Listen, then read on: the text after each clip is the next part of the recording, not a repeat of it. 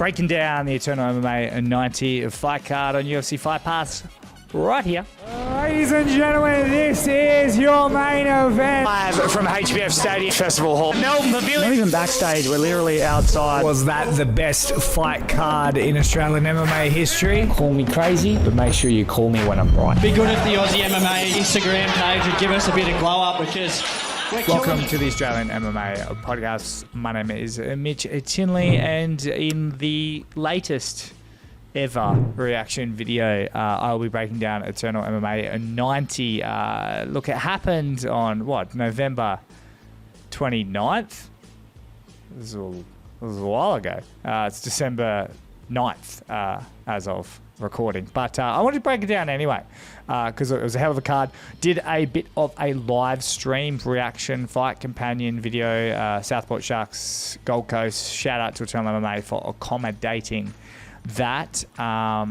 Look, this was the appetizer, I believe, to the main course. It was Eternal MMA at 91. This card was good. On paper, it was like pretty good, but 91 was going to be sort of the go-to. But I'll tell you what, man, finishes galore. More finishes, because it was on the Gold Coast. More finishes than what Bonnie Blue was after. There you go. 5 fights on UFC Fight Pass. I will run through them and just kind of my thoughts on what they should do and where they should go next. And, I mean, everyone loves to hear what old Mitch Tinley thinks of their fight after they did 12 weeks of a fight camp and then fought to the death, and see what some pale guy in his garage thinks they should do. But, hey... That's what I'm here for. Hit in the comments if you disagree, agree, or what you think they should do. Now, first fight on the card, Liam Brewster taking on Yusuke Sato. Now, that was 2 pro debuts in the lightweight division, I believe, going at it. And I think I said going in, Liam Brewster, sort of like the forgotten man of Dunstan Death Squad. And I didn't know much about Yusuke Sato, but I think I had him on as well if you go and find the live stream that's on Australian MMA _ on YouTube. But yeah, I think it was first 30 seconds, he got the old double plum and just drove the knee into Brewster's skull. And that's probably the knockout of both events. Or how dare I? There's another one coming up. But in terms of non-title fights, non-main events, I think that was probably one of the best knockouts. It was that Randang, which I think was either Eternal 90 or 91, if I'm not mistaken. No, it was literally the fight beforehand, Eternal MMA 90. Go check out Randang. He is going to be an absolute superstar. So I know I'm only covering the UFC Fight Pass portion of the card, but Randang is a name to remember. That dude is going to be increasingly scary as he heads pro. But Yusuke Sato, one of the most beautiful knees, face planted Liam Brewster. Don't really know what they should do next. But look, at the end of the day, Yusuke Sato is a guy that you definitely want to keep an eye on from CMBT Training Center, I believe. And they're having a hell of a late run for Team of the Year with the upcoming Australian MMA Awards, which you also can vote on.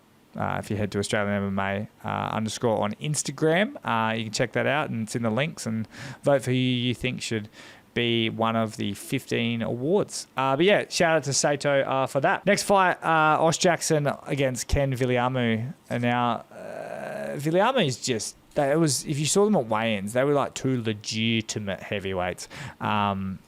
Ken, just one of the softest spoken, sweetest guys that could murder your whole family with a jab.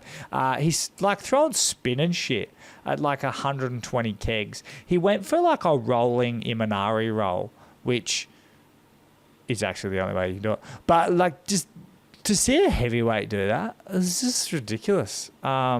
He said he does it at training sometimes, but like he didn't work on any of the spinning shit. He just sort of noticed he was coming in and thought, hey, why not?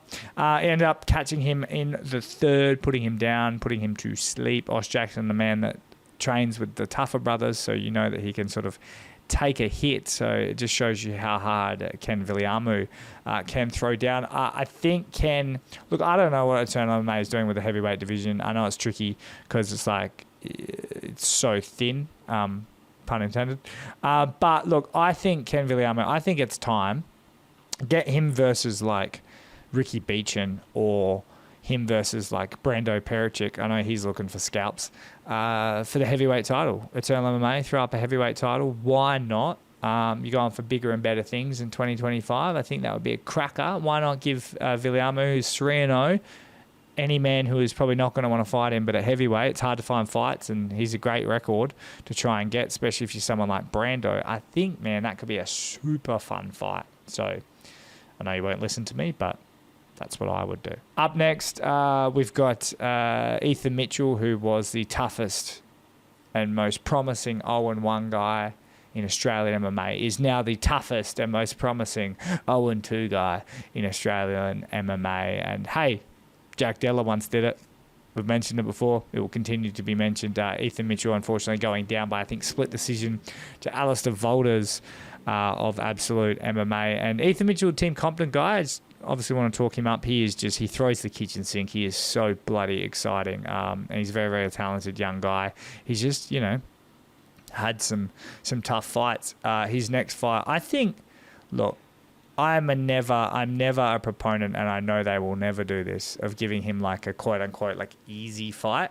But I think Ethan Mitchell sort of like deserves maybe not like a killer next. Not to just get the win, but just like, can't you, like, what do you do if you're 0-3?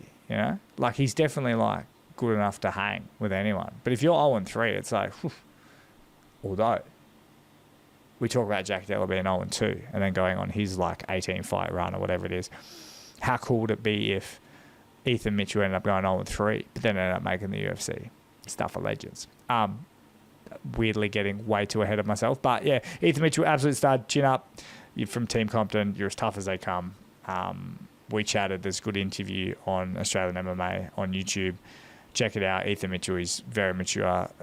He will be back. But the night belonged to the great man, Alistair Volters, out of Absolute MMA, of course, almost number one training partner of the Jack Jenkins, who's in the UFC. Ali Volters, everyone is very high on him, and as they should be. He is funny, slightly autistic. He's just very artistic when it comes to how he strikes, and he did a lot of grappling, and so I think to sort of see that aspect of his game, very good as well. I heard through the grapevine that apparently Kevin Cophamel would get the winner of this fight because Cophamel was previously scheduled to take on Ethan Mitchell as well. So I think Kevin Cophamel versus Alistair Volters makes sense, and then you can give the winner of that a title shot. I wouldn't care. I think it's good. Kevin Cophamel, of course, coming off the fight of the year, fight of the decade, fight of the century. Against Harry Webb, unfortunately coming up short there. But I've heard through the grapevine that was going to be the fight to make regardless of the winner. So hopefully they can do that and get that rolling. But Ali Volters, I mean, he's one to watch as well. He definitely is a character and he's pretty violent. So check him out. Next fight was the co-main event, Odin Muscat, God of War. No one, I feel like, has been more hyped up in the flyweight division as he just puts people to sleep. If you watch Odin Muscat against Moses Dang, who scary in his own right, just slept him. And Odin coming in, looked amazing, putting a whooping on one Joseph Larsenis, and for him to turn around and for Joseph Larsenis to sort of turn around and basically pull off comeback fighter of the year for Australian MMA is sometimes a fighter, sometimes a fight, sometimes a career. But in that moment alone, man, like the fact that he was down on the scorecards getting whooped and to pull out a rear naked choke against a guy like Odin Muscat, like, man, it's been 2 weeks and like it still gets you like emotional. Like it's what we love about this sport. And if you watch the sort of post-fight interview with Joseph and you hear him speak, man, he lays it all out there. And even his teammate, UFC fighter Josh Coolabell, like he gets very emotional as well, talking about just how much he puts in and how hard he trains and what he sort of tries to accomplish in this sport. And I think Joseph has come in as like the underdog in his 3 fights. So you know what? Reward the man. I reckon you give him Frank Jankowski, who's coming off just losing the title, and then he wins that. Give him a title shot. I wouldn't be against throwing him straight to Anthony Drillich, but I think Drillich is so good and has done so much already that Drillich, who just fell short of the Dana White Contender Series fight against Sean Gauci and unfortunately not getting a contract, I think Drillich comes back and should get the title shot like immediately. He should actually come back and he should just be given the belt because that's how good he is. But he will unfortunately have to fight Taniguchi. Not unfortunately, fortunately. That's going to be a hell of a fight. But yeah, I think Jankowski versus Larsenis would be a good fight. But yeah, it was really emotional. It was a really, really, really, really good fight. If there's one fight I'd recommend from the weekend that you watch for sort of to see the grit and determination of a young athlete, it would be the 26-year-old Joseph Larsenis just sort of digging deep from the depths of despair to turn around and snatch victory out of the jaws of defeat. So good on you, Joe. You're a hell of a guy, and be interesting to see what you do next. Also, Odin Muscat will be back. He's an absolute G. So don't cry for me, Argentina. Odin Muscat will be back, and I feel sorry for whoever he fights next. Finally, David Martinez finally won via decision against the scale, and he made weight, upper weight class. He's a welterweight guy now. He just destroyed Brenton Mumford, who is a legend of the game. It's good to see Brenton Mumford back. Both of those boys sort of fighting upper weight class at welterweight. Brenton Mumford said he had a lot of fun. He will be back. He's doing it for the right reasons now. He's sort of training in a good spot. He's a good coach now. I think he's leading the way for Christian Lapham, who's on the way up as well in like a real mentor role. CMBT, like I mentioned earlier, is absolutely thriving. So Brenton Mumford will have some fun fights. I wouldn't mind Brenton Mumford even at welterweight. I know Varkey is quite big, but like why not like Brenton Mumford versus John Varkey, who John Varkey lost on the weekend to Alfred Stoddard. I just think that would be a cool sort of fun fight. But yeah, it's good to see Brenton back, and hopefully he sort of continues as long as he's doing it, for the right reasons and having a blast. The winner of that though, David Martinez, who like I said just destroyed Brenton, respectfully, but boy did David look good. I've heard that he does not really want to stay at welterweight. He's now got a nutritionist. He's doing it the right way. He wants to maybe have a fight at super lightweight and then go back to lightweight. I don't mind it. I know it scares the shit out of everyone, David trying to go back to lightweight, but he's got a nutritionist now.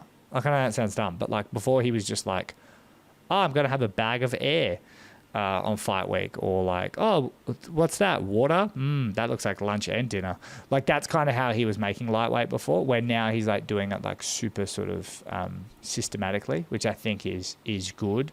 And also like think about David Martinez versus like Alden Bates at welterweight. Like it seems just like silly, Like I just feel like weight classes.